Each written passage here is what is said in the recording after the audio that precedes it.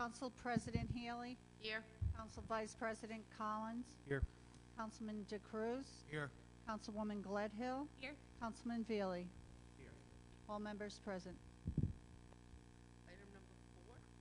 Do I have a motion on the floor to approve the work session and regular session from November 28th? Motion to approve items 4A and B. Second. All those in favor? Aye. Aye.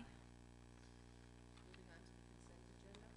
Do I have a motion to discuss or approve the consent agenda at this time? I make a motion that we approve the consent agenda, removing under item D, Creighton Company, Sweet Cakes Bakery, to vote on it separately. Second. Aye. Aye. I will now entertain a motion to talk about item D, 6D under licenses, to talk about the sweet cakes. I'll make a motion to approve Creighton Company DBA Sweet Cakes. Second. I'm going to recuse myself from that because I do work at Sweet Cakes from time to time, so I'm going to not vote on that. All those in favor? Aye. Item number 6A, that brings us to a resolution granting a victualling license to NNS Massage Cafe LLC, DBA, if I'm not pronouncing this right, I apologize. Massage Cafe, 99 Fortin Road, Unit 117, Kingstown, Rhode Island. Application by Noor Sewan, 190 Atwells Avenue, Providence. Is anybody here to talk about this? Do I hear any discussion?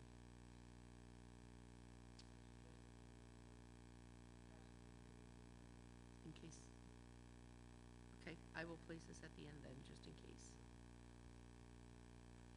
Next item is item 6B, a resolution granting a victuallating and miscellaneous peddler license to Itty Bitty Bake Shop, 100 Parsons Lane in West Kingston. Application by Cara Pereira, 3711 Kingston Road, West Kingston. Application, I'm jumping myself.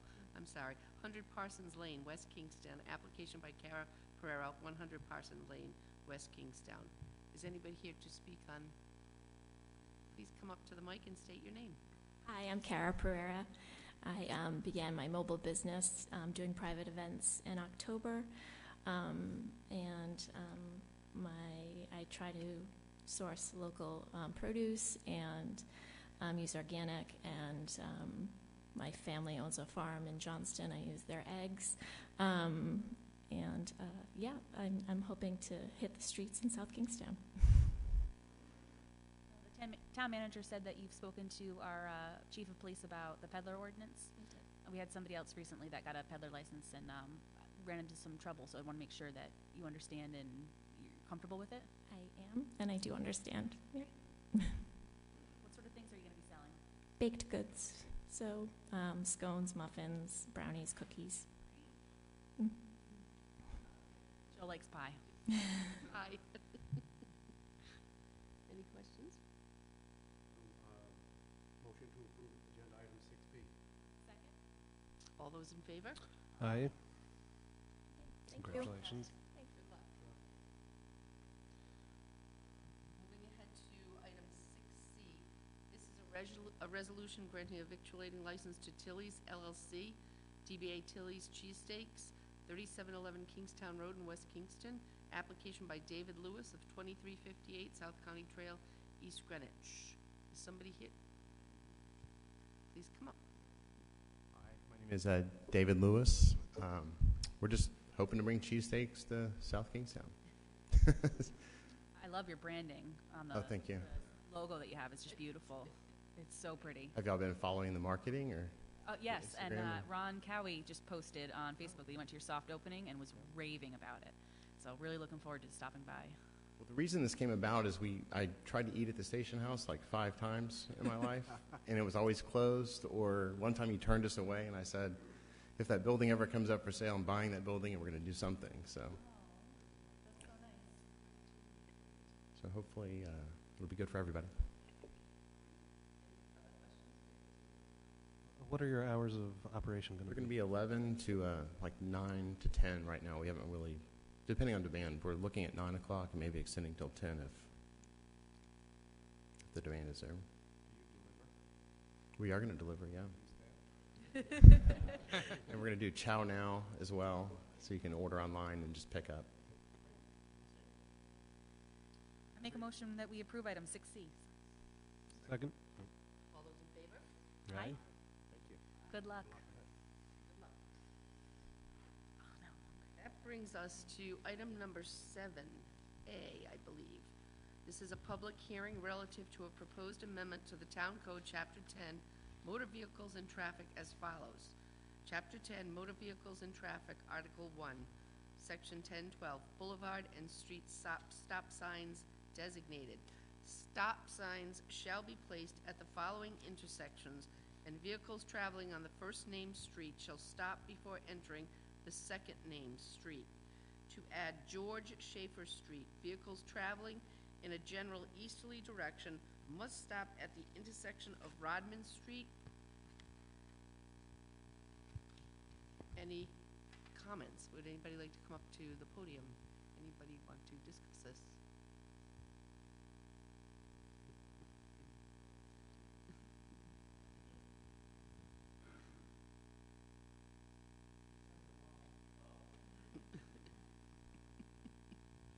Good evening.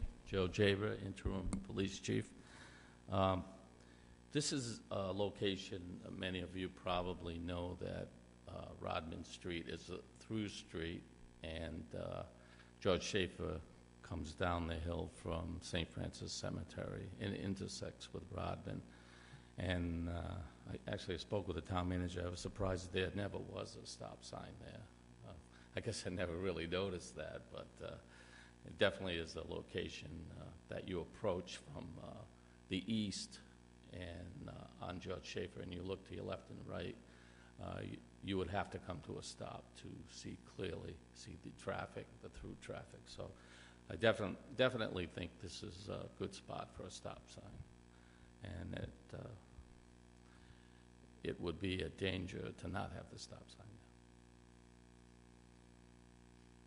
Anybody else have any comments relating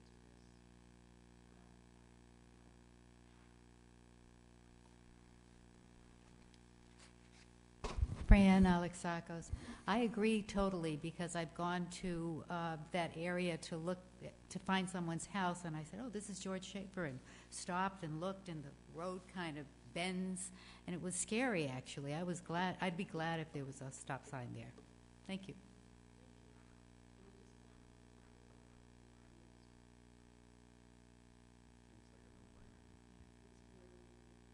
Motion to close the public hearing?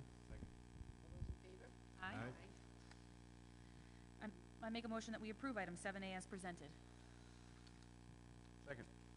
All those in favor? Aye. Motion carries. Number 8 brings us to communications, and there are several communications tonight. Item number 8A is a communication from Susan Cicilline Bonanno, President of the Narragansett Town Council, relative to scheduling a meeting of the Narragansett South Kingstown Senior Advisory Council, and this memo is received and placed on file, and the Town Council further directs. We talked about this in the work session. I think Councilman Veely has bravely volunteered to serve on this committee, so I'd be happy to make a resolution to appoint Councilman Veely to the Senior Council Committee, whatever it's called. I second that. Any discussion? All those in favor? Aye. Aye. Motion carries. I would at this point maybe ask Dale to send a correspondence to Susan Bonanno as to naming Joe Veely as the liaison from South Kingstown. Communication 8B, dated November 28th, from Tim Lemire, requesting support for his initiative to request the General Assembly to convene a study commission on parent education for divorcing couples, is received and placed on file, and the council further directs. I'm wondering if Mr. Lemire is present today? please come up to the podium and state your name?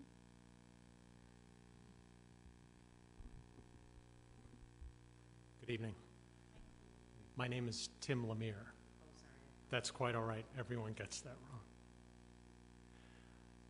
I am not an attorney. I am not a lobbyist. I'm not affiliated with any kind of special group or organization or committee. I'm an ordinary citizen.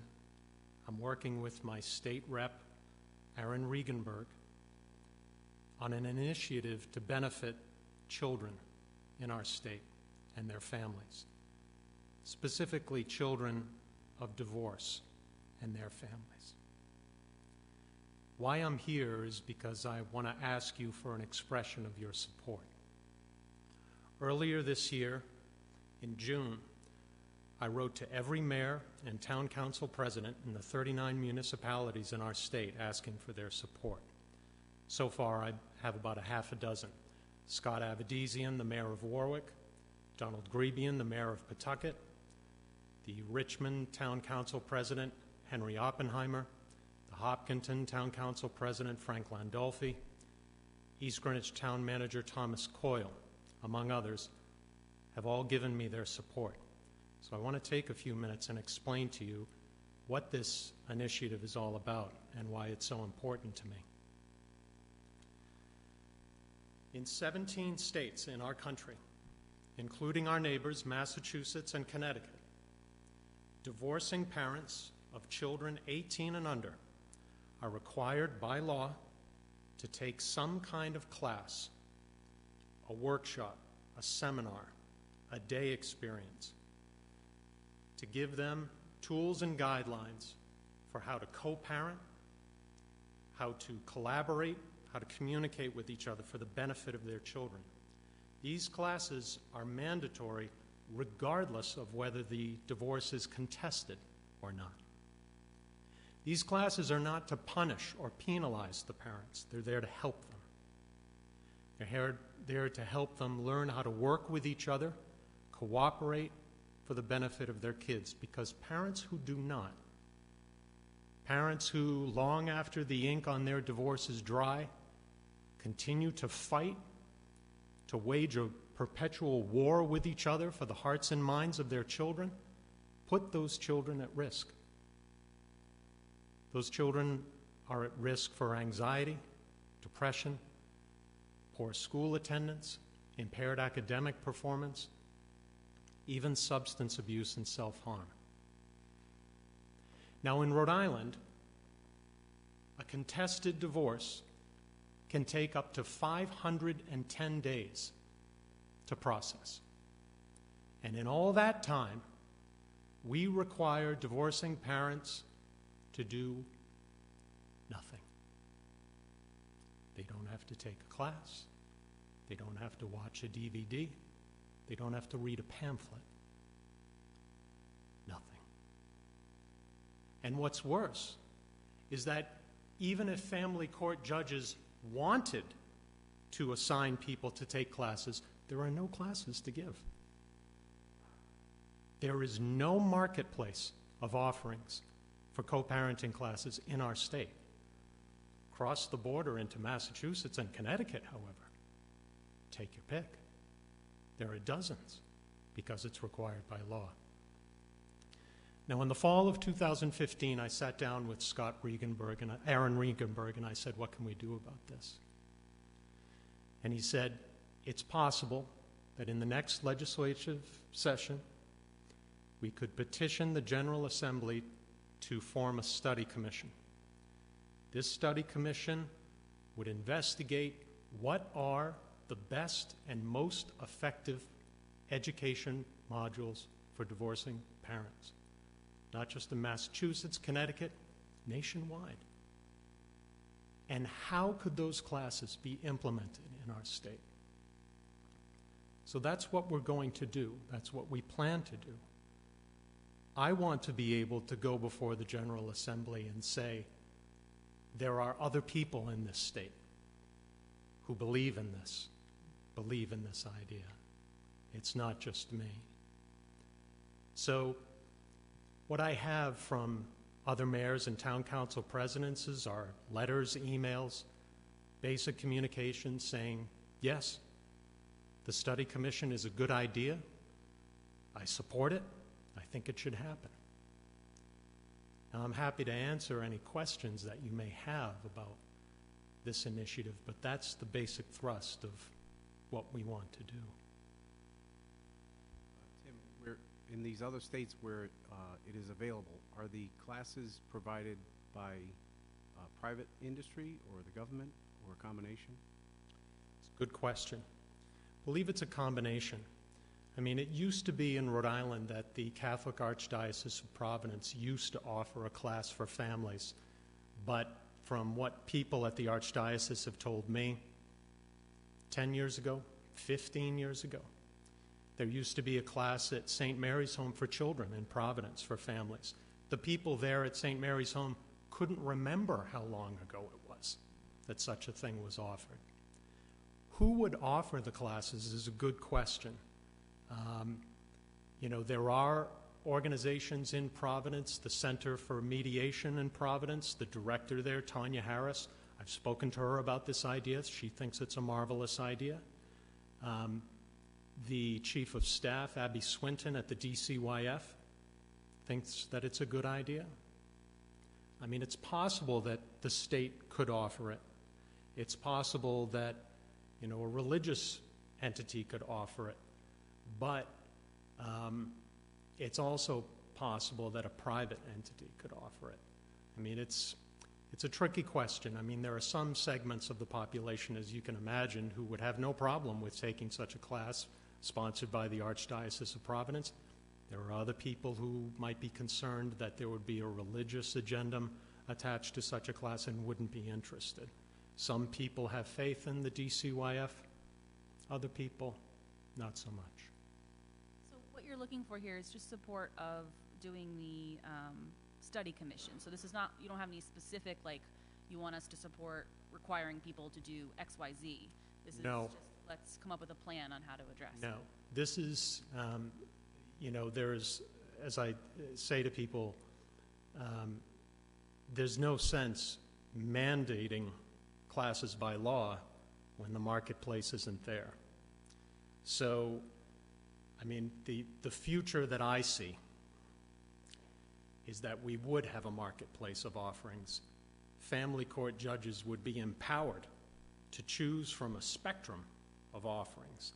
If they see a divorcing couple who their divorce isn't contested, they seem to be able to get along with one another, then perhaps we could, assign them a class that's just a day or an afternoon.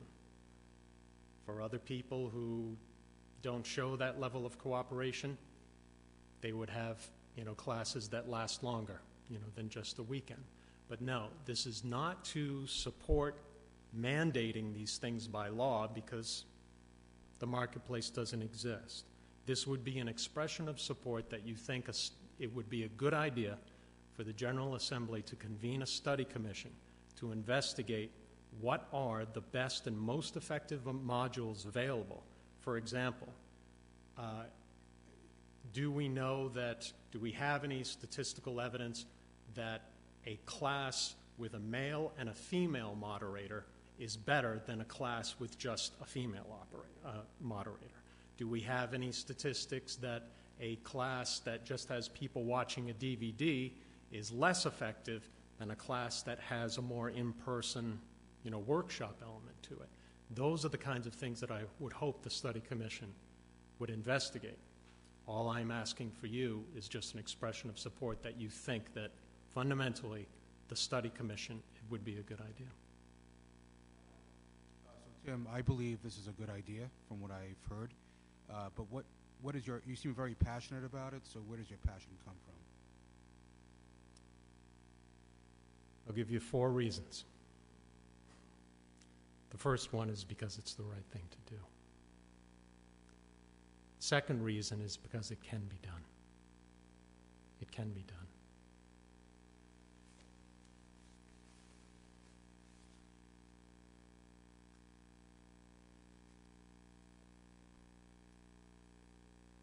These are the other 2. These are my children. I was divorced in 2014.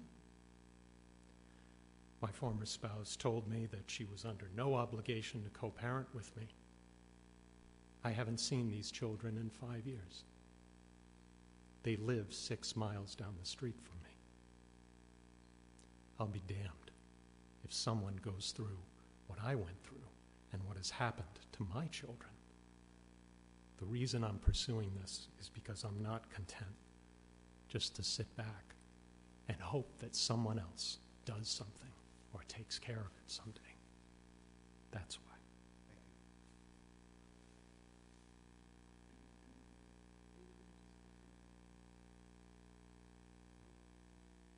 think that I would be in favor of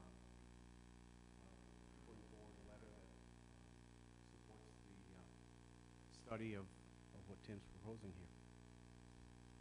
I second Yes. that. All in favor? Aye. Motion carries. Thank you very much. Thank you for coming in. Next item is 8C, which is a communication received on November 30th, 2016 from Paul Sherman requesting consideration of amendments to the zoning ordinance to allow household occupancy by more than 3 unrelated persons living together by special use permit is received, placed on file, and the council further directs.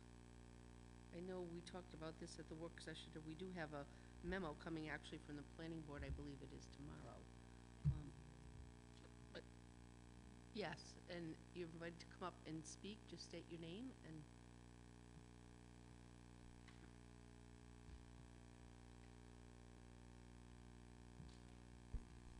Hi, I'm Paul Sherman. In considering this, I just had done some studies over the last month, or since I came to you before, to kind of put together some statistics that I think you should consider when you're looking at this issue. And I'd like to take a few minutes of your time just relating them to you. I know Patriots game's on a half an hour, but this is 5 minutes. Giants won last night. Okay, so we're all set. Part of this was put together for me by a URI retired economist, because I built a house for him and thought who better to go to than an economist for this information. Inflation, this is a comparison between the costs of living and housing now and in 1975 when the ordinance was adopted. I think it was early 70s. I don't know the exact date when there was an ordinance adopted to only allow 3 unrelated people in a home. So these were the conditions in 1975 when that existed. So the inflation from 1975 to 2015, prices rose 316% as measured by the CPIU put out by the Bureau of Labor Statistics. The household income then to now, the median household income rose 345% by the U.S. Measured by the U.S. Bureau of Census data.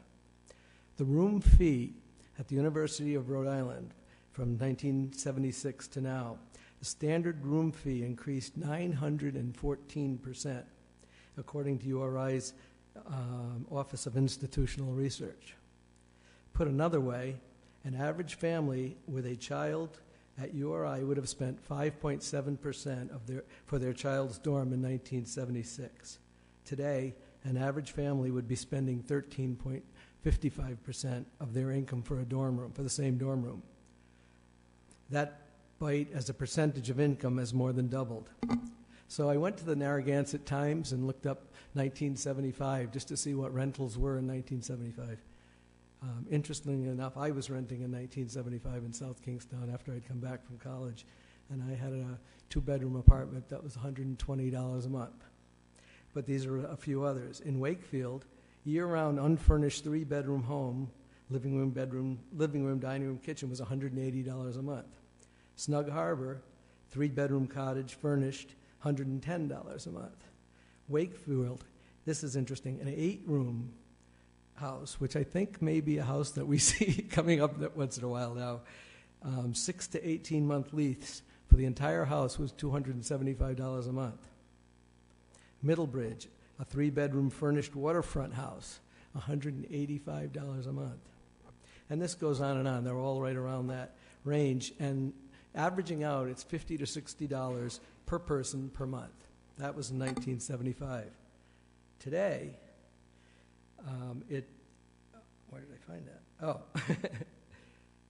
I went on the URI commuter housing website today, and it lists 34 homes available. By the way, many of them are 4 and 5 bedrooms, which I pointed out before is illegal, or I don't know what you want to call it, but against the ordinance.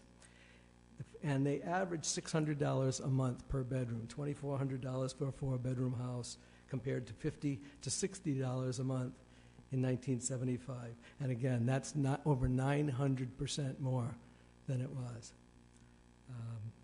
I bought my first home on South Pier Road in 1975 for $15,800 when I was 25.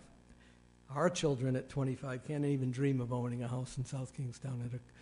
Just can't do it. Rental costs, as I say, have risen in South Kingstown over 900% in 40 years, $600 per month compared to the $550 to $600 a month now. So that's just something I think would be good for this board and for the planning board to consider when they're looking at this issue and trying to make a decision. Thank you.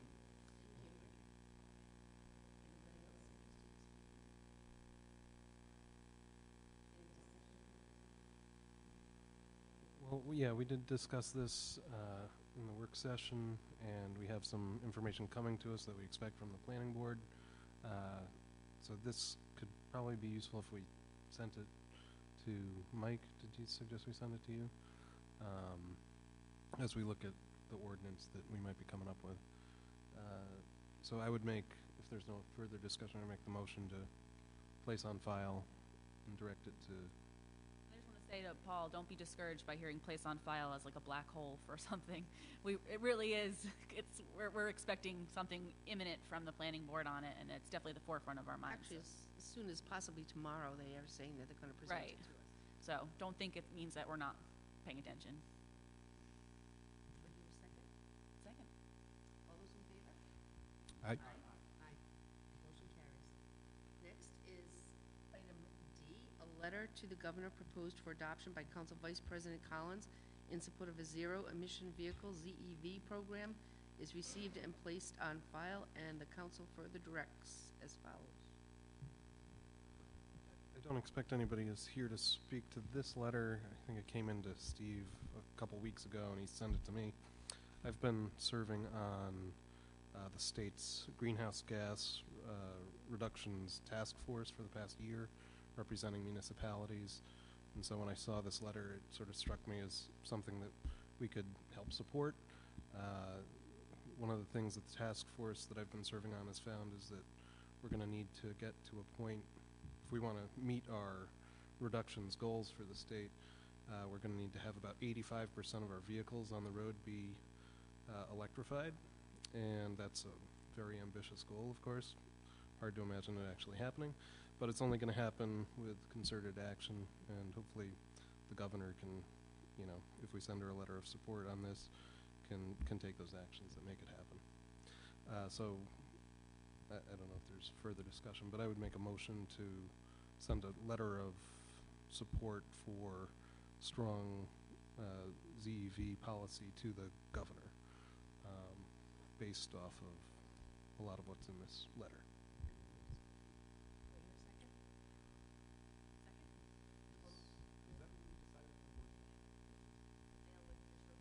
We were going to word our own letter to the. Okay, good. All right. Aye. Next, we have item E, which is a communication dated December 7th, 2016, from Geraldine and John Perry concerning animal noise as a public nuisance and providing copies of the noise regulations adopted by other Rhode Island municipalities. It's received and placed on file, and the town council further directs. I know the Perrys are here. I didn't know if you wanted to come up and say a few words.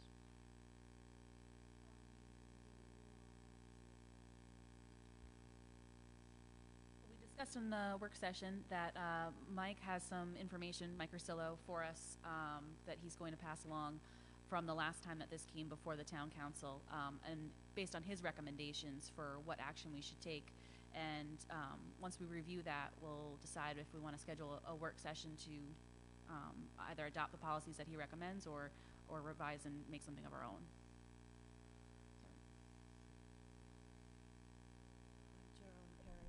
I just want to say that this correspondence is because you all unanimously voted that 10 minutes of a barking dog is annoying, and that many animals can make a lot of noise and also be annoying. So this is in response to that. This is not a response or a reaction to what happened in the past. This is based on a public hearing that you held. So animal noise is, a problem, and it's unaddressed really, except for dogs in our codes. So that's the only reason I brought it up. It's nothing to do with what happened before. It has to do with what you all just took action on not that long ago. Thank you. I still think that Mike is going to pass along some information so we can look at all the general ordinances as well as far as noise from any type of animal. Yeah, of course. Because I know you've brought this up in the past. Certainly was a different issue. It wasn't about barking dogs. But anything that we can do to work together, even if we hold a work session to discuss it, Yeah, we're willing to do that. I'd be very interested in that. So Make sure you knew about the work session too, because we Yeah. value your input. I appreciate it. Thanks very much. Thank you. So does somebody want to make any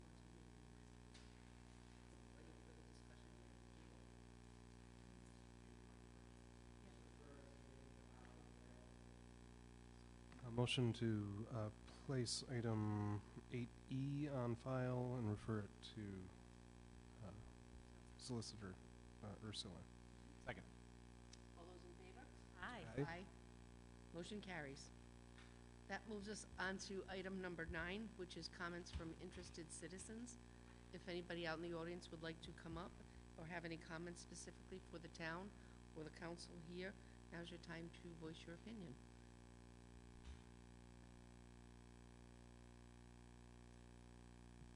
Okay, seeing none, we'll move on to item number 10, which is the town manager's report. I have many things to report this evening. I did want to note that in the December 1st package, I have incorporated the town manager's capital improvement program.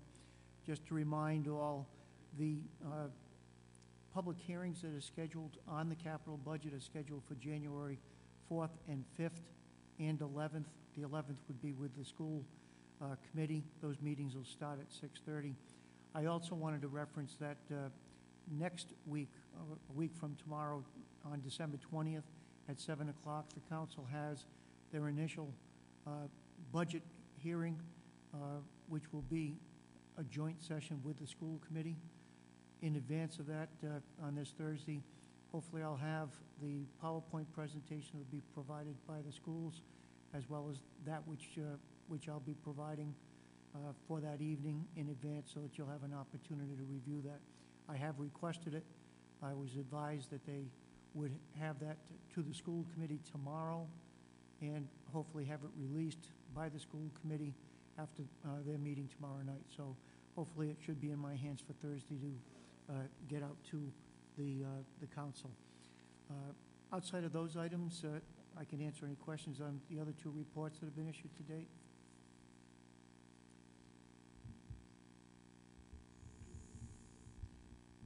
Hearing none, I will then turn it over to town solicitor.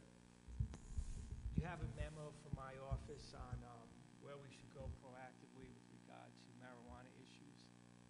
We're following up on that. We have a proposed ordinance drafted. It'll be going to the planning board, et cetera. So I'm more than happy to expand upon that if you'd like. Otherwise, that's really the only issue right now. Any further discussion? Okay. Appointments. Hopefully we have the appointments tonight, so let's move on to new business. There's an open appointment on the Partnership for Prevention. Yes, that is absolutely the truth. There is an opening on the Partnership for Prevention, and thank you for bringing that up, because I had a conversation with Heidi Driscoll, who chairs that. I have been going to those Partnership for Prevention meetings, but they say that we need, or they would like to have at least 2 people.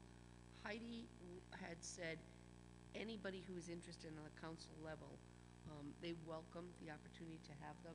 The meetings are held once a month on Mondays, so there was one today. And she said if we wanted to do it on a rotating basis, if we had several people who wanted to be on it, we didn't all have to go. But if anybody has any interest, let me know, and I will. Are you able? I will let her know. And I'm sorry, Ryan, I'm sorry. I will let her know. I don't know if we have to vote on that as a council, but if you do have the interest, I will express that to Heidi, and I think she'd be extremely pleased to have the support. So, okay. Any other appointments? Okay, that brings us to item C, which is a resolution authorizing the amendment of an award to bid originally granted May 9th, 2016 to the Matone Service Company, 22 Sexton Lane in Narragansett, for a roofing system replacement and repairs at the Regional Wastewater Treatment Facility from an amount not to exceed $210,400 to an amount not to exceed $267,779, including a $50,000 contingency, and as further described in a memorandum from the Public Services Director to the Town Manager dated November 28th, 2016, and entitled Regional Wastewater Treatment Facility Building Roof Replacement Contract Amendment. As noted in the work session, asbestos fiber was found in the underlayment of the mastic that was used on that roof. That requires a asbestos removal and disposal component. The cost of that change order is $57,379.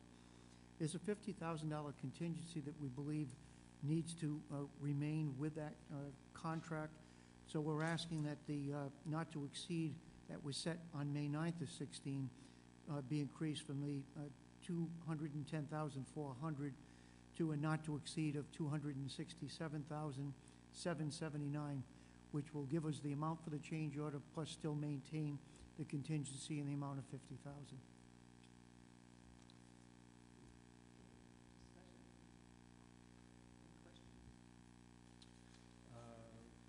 Motion to approve new business item C as presented.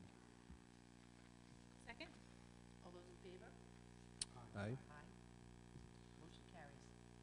Moving on to D, a resolution authorizing the purchase of a replacement cutter assembly for the JWC Environmental Channel Monster at the Silver Lake Pump Station from JWC Environmental, 290 Polarino Avenue, Costa Mesa, California, in an amount not to exceed $19,881, with funding from the Wastewater Division's unassigned net assets, and as further described in a memorandum from the Public Services Director to the Town Manager dated November 28, 2016, and entitled Electric Channel Grinder Replacement Rack Cutter Assembly.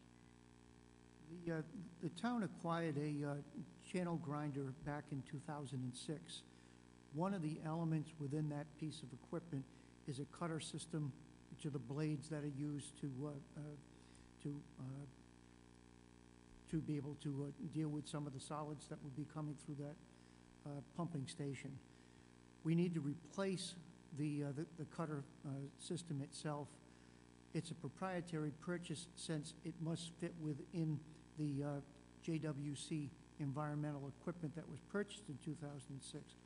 So we're asking council to award a contract for $19,880.80, which is a 20% discount off of the list price on that cutting system element. And a note here, Steve, too, it says that it's going to be installed by in-house staff, too, which is going to be a big savings to the town as well. That's correct. That's great. Motion to approve 13D. Second? All those in favor? Aye. Motion carries. Bringing us to E, a resolution authorizing an award of bid to TVNG Consulting, 935 Jefferson Boulevard in Warwick, Rhode Island, for the Town Hall Network Equipment Upgrade Project in an amount not to exceed $38,287, including a $1,500 contingency, as further described in a memorandum from the Information Technology Director to the Town Manager dated December 5th, 2016, and entitled Town Hall Network Equipment Upgrade Recommendation. As noted in Lori Fox's memorandum on the subject, we solicited from 40 different vendors. 23 of those vendors did download the bid specs. We only received one bid submission from TBNG Consulting. They certainly are qualified to be able to do the work, and we recommend the council award the contract in the amount as presented on the agenda this evening, with a $1,500 contingency for a total amount of $38,287. Motion to approve item 13E. All those in favor? Aye.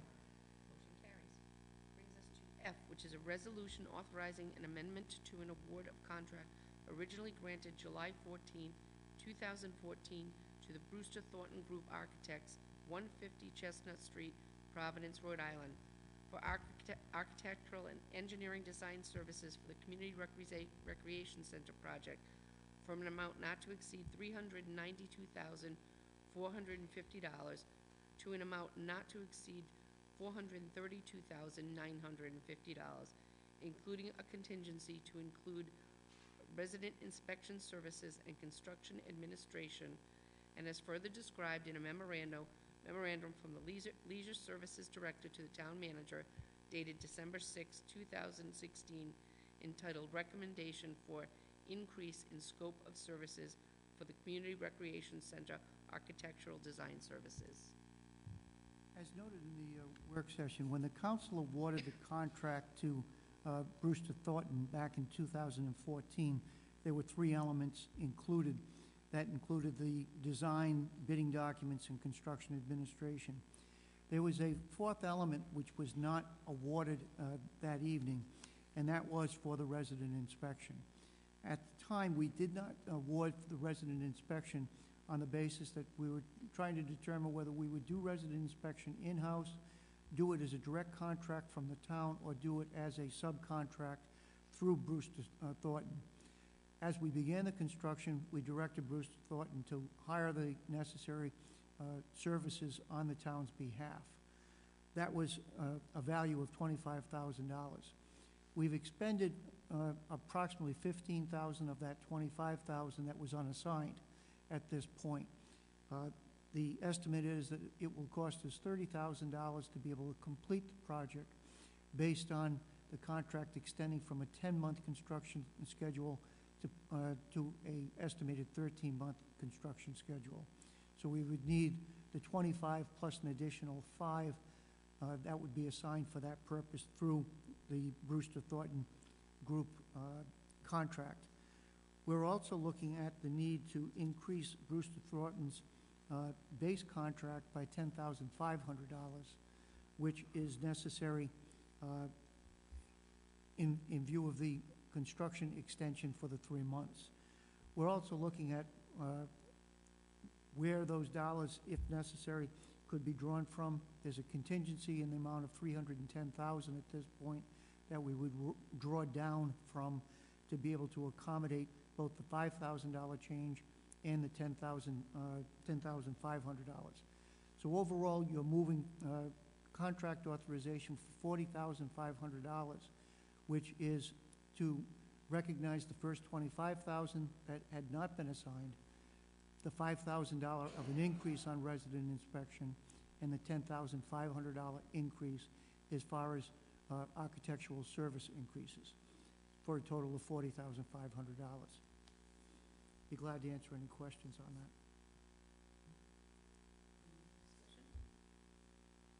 Motion to approve item 13F.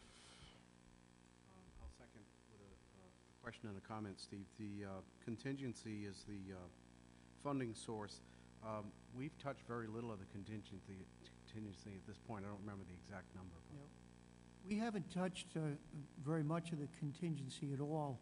In fact, we've had a couple of items where we had We had $25,000 set aside for dewatering when the subsurface materials had to be moved out. We didn't spend any of that. So that reserve is still available, and that'll be used as a means of paying down some of the costs that we talked about this evening. We also saw about a $20,000 savings in the change order that we're instituting that deals with the floor that will be installed in the main gym area itself. So at this point, we're in about 50% complete with the construction, and we're not seeing any cost overruns. In fact, we're hopeful that we'll be able to add back some of the items that we did as deducts, particularly two of the items that we were looking at were the curtain that would separate the two main floors, gym floors, to be able to allow multiple games to occur simultaneously. And we're also looking at portable bleachers. There's stationary bleachers that are a component of the base contract, but there should be a set of movable bleachers that would be available, so we separate teams and team supporters on two sides of the game floor. So we're looking at those type of changes, but we won't institute those changes until we get to probably 80 to 85% of construction value. But right now, the overall cost of the $6,150,000, we're under that budget at this point, but there are some items that we would look at if that contingency remains available.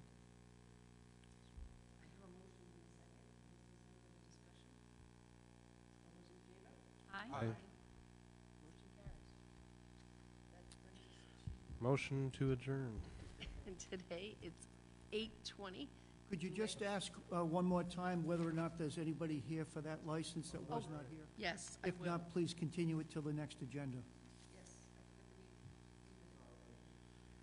Anybody here from the license NNS Massage? No, doesn't appear. Just have a motion to Motion continue. to continue item 6A to our next meeting. Second. All those in favor? Aye. We adjourned at 8:20. Oh, you did, didn't you? Oh, did you second the motion? To adjourn. Okay, motion carries. All those in favor? Aye. Aye.